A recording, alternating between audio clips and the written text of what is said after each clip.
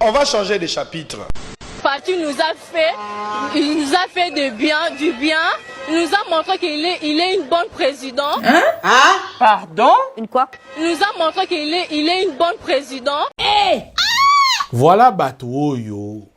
Intellectuel autres en banque. Kenda tana ba université Mawa. Naleli. Et ce n'est pas fini. Je vous donne 5000 francs. Ouais. Épelez juste comment on écrit caoutchouc. C'est tout. Épelez juste comment on écrit caoutchouc. Caoutchouc. Oui. C. Oui. H. Pardon, c'est baby. Suivant. Candidat suivant. Oui. Alors j'ai 5000 francs. Ce qu'on réussit à commander, bah, on caoutchouc. La pièce de 5000 francs. Ozo okape sonité. C'est honteux. Mori mo se ta mori ga chiko ro kwa mo komo so. Mo so na. C. Oui. A. Oui. R. R. Nazo comprendre te. D. Est-ce que Mambo le beau raisonner? Caoutchouc, hein? On dirait là C-A-R-D. W. Kata. Wazoba. Mo so na. C. A. O. Accent grave. Tout combien on ndengeni? Accent grave. Waouh, t'es allé loin là. Accent grave. Et puis S à la fin. Moke Obongate. Et Obongate. Qui a vendu Jésus pour de l'argent? Chida di Karayote. Hein? Qui? Chida di Karayote. Information du jour. Mikolo yokoluka no problème na pasteur te. Oh. Ah bon? Pona? Ba pasteur ko bazaka ba agnon basila. Ba pasteur ko bazaka osuli kamuna ya sambeleli yo basila. Ba pasteur ko bazaka ofingie asambeleli yo alobi nzamba pambola basila. Elingi kuluba nini? Ba pasteur ba koma ba tiktoker ofingie na 15h avant 18h ko beta akotinda mutu te ye moka ye akoyela wapi na cher. Oh Nzambe.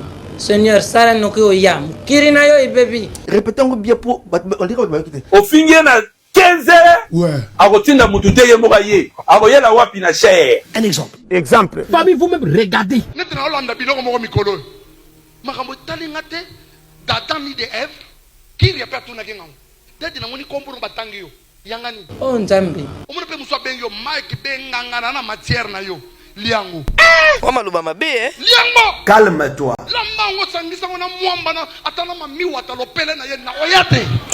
Ça, c'est quel genre de langage? Balamba ba balia. Baba kisangona lumba na chikota balia. Ah. Oh, Mboge Lengite. Bagela biso na matière nino. Nazole la mawa.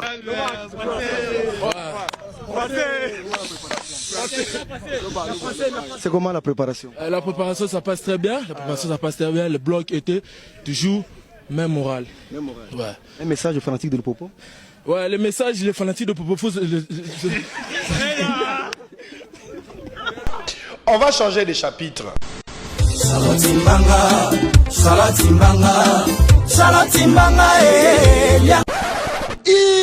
Raté. Chobolilo. Obenga oni. Chobolilo. Oseka. Salatimbanga.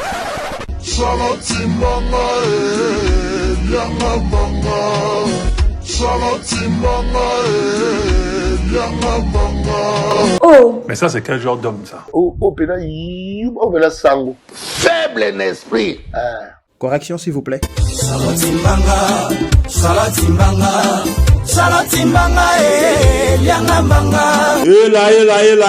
Doucement. C'est pas possible. Sauter na Isaïe 41:10. Bible le bini. Moto aso combattre na ko boma ye pe na limbusi. Ah bon? Le vonu. Sauter na Isaïe 41:10. Nzamba zoloba. Moto aso combattre na ko boma ye pe na limbusi na Isaïe 41:10. Le Koutanayo. Vous lisez quelle Bible vous? Point d'interrogation. Quelque part, les conseils corrigent mieux que les conseils. Hein? Quoi? Les conseils corrigent mieux que les conseils. Comment ça? Est-ce que Mambo le beau raisonner? Tibia. Tout le tolingi ministre. Oyo, aza incompétent. Oh. Buni Boyoko.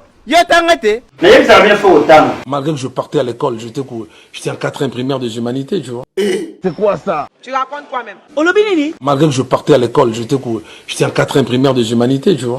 Est-ce que ozo raisonner makamazolo? Je comprends pas. Vraiment, je suis étonné. Bato ba kopia kanga style. Webi ke bauto kanga journaliste moko demain. Oh, tala mususu. Webi ke bauto kanga journaliste moko demain.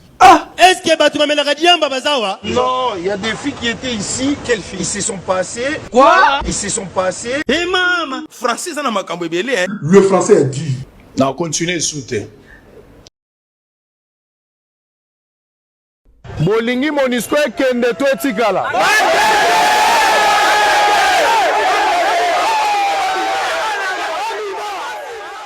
Abonnez-vous dans la page